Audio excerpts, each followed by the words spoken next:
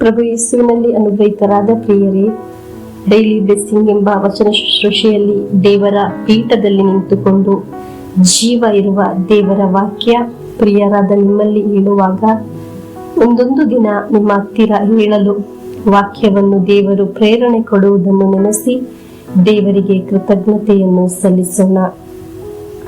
ನೀವು ನಮಗಾಗಿ ಈ ಅನುಗ್ರಹ ಧ್ಯಾನ ಮಂದಿರ ಎಂಬ ಆಲಯಕ್ಕಾಗಿ ಪ್ರಾರ್ಥಿಸಬೇಕು. ತುಂಬಾ ಪ್ರಾರ್ಥಿಸಲು ಆಗದಿದ್ದರೂ ಸ್ವಲ್ಪವೇ ಪ್ರಾರ್ಥಿಸಲು ಸಾಧ್ಯವಾದರೂ ಪ್ರಾರ್ಥಿಸುವುದು ಆತ್ಮದಿಂದ ಪ್ರಾರ್ಥಿಸಿದರೆ ಸಾಕು. ಅದಕ್ಕೆ ಒಂದು ಪ್ರತಿಫಲ ಇದೆ. ನಾವು ಒಟ್ಟಿಗೆ ಪ್ರಾರ್ಥಿಸುವುದು ಒಂದು ಸಮಯ 5, 10, 12 ನಿಮಿಷ ಆಗಿರಬಹುದು. ಅದು ಆತ್ಮದಿಂದ ಆಗಿರಲಿ. ಡೈಲಿ ಬ್ಲೆಸ್ಸಿಂಗ್ ಎಂಬ ವಚನ ಶುಶ್ರೂಷೆಯಲ್ಲಿ ದೇವರ ವಾಕ್ಯ ಹೇಳುವಾಗ ನಾನು ಯೋಚಿಸುವುದು, ದೇವರೇ, ಬುದ್ಧಿಯಿಂದ ಅಲ್ಲ, ಆದರೆ ದೇವರ ಮಾತುಗಳು ಈ ಜನರಲ್ಲಿ ಹೇಳಲು ನನಗೆ ಸಹಾಯ ಮಾಡಿರಿ ಎಂದು ಪ್ರಾರ್ಥಿಸುವುದು. ಇಲ್ಲಿ ಬಂದು ಈ ಆಲಯದಲ್ಲಿ ಪ್ರಾರ್ಥಿಸಿದವರನ್ನು, ಇಂದು ವಾಕ್ಯ ಆಲಿಸುತ್ತಿರುವವರನ್ನು ನೆನೆಸಿ ಪ್ರಾರ್ಥಿಸುತ್ತೇನೆ. ಈ ಬಲಿಪೀಠಕ್ಕೆ ಸಮರ್ಪಿಸಿದ ಒಂದೊಂದು ನಿಯೋಗಕ್ಕಾಗಿ ಪ್ರಾರ್ಥಿಸುತ್ತೇನೆ. ಈ ಡೈಲಿ ಬ್ಲೆಸ್ಸಿಂಗ್ ಎಂಬ ವಚನ ಶುಶ್ರೂಷೆಯಲ್ಲಿ ವಚನ ಕೇಳಿ ಬರೆದು ಇಟ್ಟು ಕಳಿಸಿಕೊಟ್ಟು ಪ್ರಾರ್ಥಿಸುವವರು ಇದ್ದಾರೆ. ಎಲ್ಲರನ್ನು ನೆನೆಸಿ ಪ್ರಾರ್ಥಿಸುತ್ತೇನೆ. ನಿರೀಕ್ಷೆಯಿಂದ, ಪ್ರಾರ್ಥನೆಯಿಂದ ವಾಕ್ಯವನ್ನು ಆಲಿಸೋಣ. ಯೆಹೋಶುವನ ಗ್ರಂಥ 14ನೇ ಅಧ್ಯಾಯ 10 ಮತ್ತು 11ನೇ ವಾಕ್ಯ. ಪ್ರಿಯರೇ, ಈ ವಚನ ಓದುವ ಮೊದಲು ಈ ವಚನ ಏನಾಗಿದೆ ಎಂದು ಹೇಳಿ ಅರ್ಥ ಮಾಡಿಕೊಳ್ಳಬೇಕು. ಆದರೆ ಆಗ ಮಾತ್ರ ಆ ವಚನದ ಅರ್ಥ ಮನಸ್ಸಿನಲ್ಲಿ ಆಗುವುದು. ದೇವರಲ್ಲಿ ನಿಲ್ಲುವ ಒಂದು ಜನರಿಂದ ಸಿಗುವ ಒಂದು ಅನುಗ್ರಹ, ಹರಡುವ ಒಂದು ಅನುಗ್ರಹ ಆಗಿದೆ. ಇಂದು ಒಬ್ಬೊಬ್ಬರು ಅರ್ಥ ಮಾಡಿಕೊಂಡು ನಿಮ್ಮ ತಲೆ ಮೇಲೆ ಕೈ ಇಟ್ಟು 1 ಸೆಕೆಂಡ್ ಅನುಗ್ರಹಿಸಿ ಪ್ರಾರ್ಥಿಸಿದರೆ ಆ ಅನುಗ್ರಹ ನಿಮ್ಮಲ್ಲಿ ತುಂಬುತ್ತದೆ.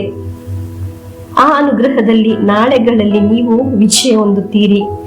ನಾವು ತಿಳಿದುಕೊಂಡು ಆ ಅನುಗ್ರಹ ಬೋಧಪೂರ್ವ ನಾಶ ಮಾಡದಿದ್ದರೆ ಆ ವ್ಯಕ್ತಿಯಿಂದ ನಮಗೆ ಸಿಗುವ ಅನುಗ್ರಹ ಬೆಳೆಯುತ್ತದೆ, ವೃದ್ಧಿಯಾಗುತ್ತದೆ. ಅದು ಯೋಚಿಸಿ ಅರ್ಥ ಮಾಡಿಸುವ ಒಂದು ವಚನವಾಗಿದೆ ಇಂದು ನಾವು ಆಲಿಸುವುದು. ಯೆಹೋಶುವನ ಗ್ರಂಥ 14ನೇ ಅಧ್ಯಾಯ 10 ಮತ್ತು 11ನೇ ವಾಕ್ಯ. ವಾಕ್ಯ ಇಂತಿದೆ, ಆಲಿಸೋಣ. ಸರ್ವೇಶ್ವರ ಈ ಮಾತುಗಳನ್ನು ಮೋಶೆಗೆ ಹೇಳಿದ್ದನಿಂದ ಇಸ್ರಾಯೇಲರು ಅರಣ್ಯದಲ್ಲಿ ಅಲೆಯುತ್ತಿದ್ದ ವರ್ಷಗಳು ಸೇರಿ 45 ವರ್ಷಗಳು ದಾಟಿದವು. ಸರ್ವೇಶ್ವರ ತಾವು ನುಡಿದಂತೆಯೇ ಈ ಕಾಲವೆಲ್ಲ ನನ್ನನ್ನು ಜೀವದೊಂದಿಳಿಸಿದ್ದಾರೆ. ಈಗ ನನಗೆ 85 ವರ್ಷ. ಮೋಶೆ ನನ್ನನ್ನು ಕಳಿಸಿದಾಗ ನನಗೆಷ್ಟು ಬಲವಿತ್ತೋ ಈಗಲೂ ಅಷ್ಟೇ ಬಲವಿದೆ. ಯುದ್ಧ ಮಾಡುವುದಕ್ಕೂ ವಿಶೇಷ ಕಾರ್ಯಗಳನ್ನು ನಿರ್ವಹಿಸುವುದಕ್ಕೂ ನನಗೆ ಮುಂಚಿನಂತೆಯೇ ಶಕ್ತಿ ಇದೆ. ಪ್ರಿಯರೇ, ಜೀವನದಲ್ಲಿ ಒಂದು ವೇಳೆ ಒಬ್ಬಂಟಿಯಾಗಿ ಕುಗ್ಗಿ ಹೋಗಿ ಮರುಭೂಮಿಯಲ್ಲಿ ಸಂಚರಿಸುವ ಅನುಭವವಾಗಿರಬಹುದು ನಿಮಗೆ. ಪ್ರಿಯರೇ, ದೇವರ ವಾಕ್ಯದೊಂದಿಗೆ ಈ ಲಕ್ಷಗಟ್ಟಲೆ ಜನರನ್ನು ದೇವರ ನಾಮದಲ್ಲಿ ಅನುಗ್ರಹಿಸುವಾಗ ಆ ದೇವರ ವಾಕ್ಯದ ಶಕ್ತಿ ಯಾವಾಗಲೂ ನಿಮ್ಮ ಜೊತೆ ಇದೆ. ಒಂದೊಂದು ದಿನವೂ ದೇವರ ವಾಕ್ಯ ಆಲಿಸಿ ನೀವು ಪ್ರಾರಂಭಿಸುತ್ತಿರುವುದು, ಆ ಶಕ್ತಿ ನಿಮ್ಮಲ್ಲಿ ಇದೆ. ದೇವರ ವಾಕ್ಯ ನಿಮ್ಮ ಭವನದಲ್ಲಿ ಇದ್ದು ಕೇಳುವಾಗ ಆ ಶಕ್ತಿ ನಿಮ್ಮ ಮನೆಯಲ್ಲಿರುವ ಎಲ್ಲ ವ್ಯಕ್ತಿಗಳನ್ನು ತುಂಬುತ್ತದೆ, ನಿಮ್ಮ ಜೀವನದ ಒಳಗೆ ತುಂಬುತ್ತದೆ. ಪ್ರಿಯರೇ, ದೇವರ ವಾಕ್ಯದೊಂದಿಗೆ ನಿಮಗೆ, ನಿಮ್ಮ ಮಕ್ಕಳಿಗೆ ಸಿಗುವ ಶಕ್ತಿ ಅದು ವರ್ಷಗಳು ಕಳೆಯುವಾಗಲೂ ಅದು ನೆಲೆ ನಿಲ್ಲುತ್ತದೆ.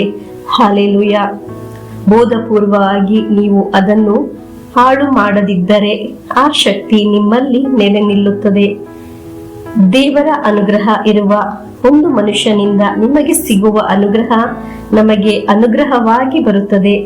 ಆ ಅನುಗ್ರಹ ಇರುವ ಒಂದು ಮಾತನ್ನು ನಮ್ಮನ್ನು ಎದ್ದೇಳಿಸುವ ಶಕ್ತಿ ಅದಕ್ಕಿದೆ.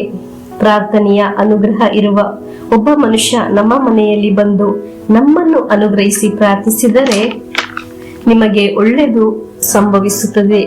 ದೇವರು ನಿಮ್ಮನ್ನು ಅನುಗ್ರಹಿಸುತ್ತಾರೆ. ಹೃದಯದಿಂದ ಅನುಗ್ರಹಿಸಿ ಹೇಳಿದರೆ ನಾಳೆಯೇ ನಡೆಯದಿದ್ದರೂ ಸ್ವಲ್ಪ ದಿನದ ನಂತರ ಆದರೂ ಆ ಬದಲಾವಣೆ ನಿಮ್ಮ ಮನೆಯಲ್ಲಿ ಕಾಣಲು ಸಾಧ್ಯವಾಗುತ್ತದೆ. ಆಗ ನೀವು ಯೋಚಿಸುತ್ತೀರಾ, ವರ್ಷಗಳ ಹಿಂದೆ ನಮ್ಮನ್ನು ಒಬ್ಬರು ಅನುಗ್ರಹಿಸಿ ಪ್ರಾರ್ಥಿಸಿದರು ಎಂದು. ಪ್ರಿಯರೇ, ಒಂದು ದೇವಾಲಯಕ್ಕೆ, ಧ್ಯಾನ ಮಂದಿರಕ್ಕೆ ಹೋಗುವಾಗ ನೀವು ಯೋಚಿಸಬಹುದು, ಆ ಗುರುಗಳು ಆಶೀರ್ವಾದ ಒಮ್ಮೆ ಸಿಕ್ಕಿದರೆ ಎಂದು, ಒಮ್ಮೆ ನನ್ನ ತಲೆ ಮೇಲೆ ಕೈಯಿಟ್ಟು ಪ್ರಾರ್ಥಿಸಿದರೆ ಎಂದು. ನಾವು ಮನಸ್ಸಿನಿಂದ ಪ್ರಾರ್ಥಿಸುವ ಪ್ರಾರ್ಥನೆಗೆ ಬೆಲೆ ಇದೆ. ಡೈಲಿ ಬ್ಲೆಸ್ಸಿಂಗ್ ಎಂಬ ವಚನ ಶುಶ್ರೂಷೆಯಲ್ಲಿ ವಚನ ಆಲಿಸುವ ನೀವು ಒಮ್ಮೆ ಸಹ ಯೋಚಿಸಬಾರದು, ಯಾಕಾಗಿ ವಚನ ಕೇಳುವುದು ಎಂದು. ದೇವರ ವಾಕ್ಯ ನಿಮಗೆ ಅನುಗ್ರಹ ಆಗುತ್ತದೆ. ನೀವು ದೇವರಲ್ಲಿ ಅನುಗ್ರಹಿಸಲ್ಪಡುತ್ತೀರಾ. ಪ್ರಭುವಿನ ಆಶೀರ್ವಾದವನ್ನು ನಾವು ಸ್ವೀಕರಿಸೋಣ. ನಮ್ಮ ಪ್ರಭು ಯೇಸು ಕ್ರಿಸ್ತರ ವರಪ್ರಸಾದವು, ದೇವರ ಪ್ರೀತಿಯು, ಪವಿತ್ರಾತ್ಮರ ಅನ್ಯೋನ್ಯತೆಯು ನಮ್ಮೊಡನೆ ಇರಲಿ. ರೋಗಗಳಿಂದ, ಅಪಘಾತದಿಂದ, ದುರ್ಮರಣದಿಂದ, ಅಗಾಲಿದ ಮರಣದಿಂದ, ಅಸೂಯೆಯಿಂದ, ಮೋಸೆ ವಂದನೆಯಿಂದೆಲ್ಲ ದೇವರು ನಮ್ಮನ್ನು ಸಂರಕ್ಷಿಸಲಿ. ಹಾಲೆಲೂಯ, ಆಮೇನ್.